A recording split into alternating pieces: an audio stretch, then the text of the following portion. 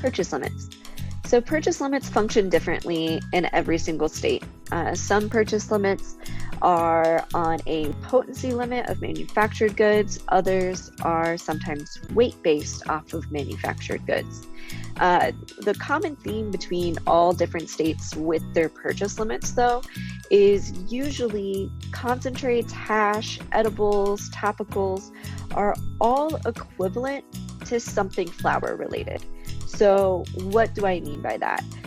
Some states might require that you can only purchase 800 milligrams of infused products, or 8 grams of concentrates, or an ounce of flour. So essentially, 1 ounce of flour is equivalent to 800 milligrams of a manufactured product, or 1 ounce of flour is equivalent to 8 grams of concentrate. 1 gram is equal to 3.5 grams. Now, every single state is slightly different and what they require with these purchase limits. That is just one example from one state. Another situation that can happen within metric world is something called a lifetime API.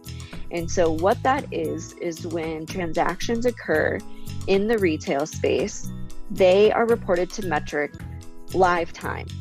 And when we look at lifetime with the metric API, that can be super challenging because the metric API it sometimes is not very stable.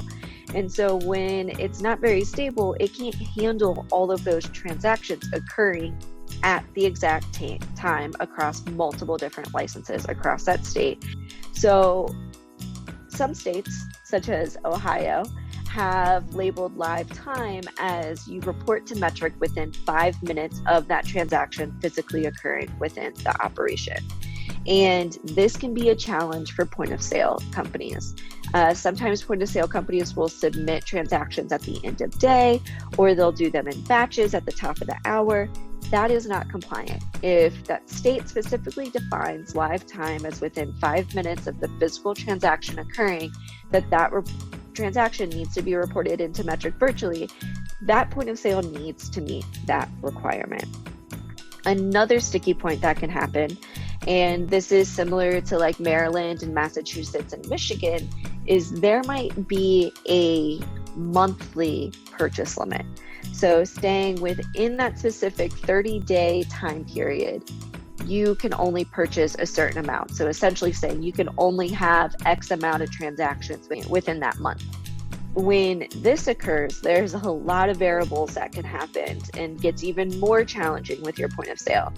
Maryland, for an example, has a 30 rolling days. So within the first day of that transaction, you have 30 days past that first day to be able to reach your threshold of your monthly purchase limit. Other states might have a calendar monthly requirement.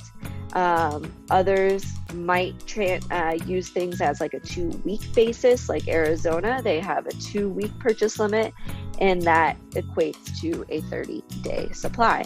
So what becomes so challenging with this is, one, how do we stay on top of these purchase limits? Well, theoretically, metric or that state traceability platform is the only source of truth because it's the only technology platform that's integrated into all of the licenses, or not integrated, but utilized by all of the different license types.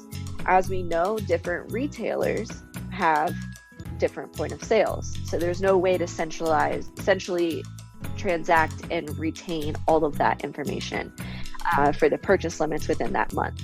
So what your point of sale should be doing is doing a get API call to pull in that information to confirm that that patient can purchase cannabis that day and they are still within their 30-day or monthly purchase limit supply.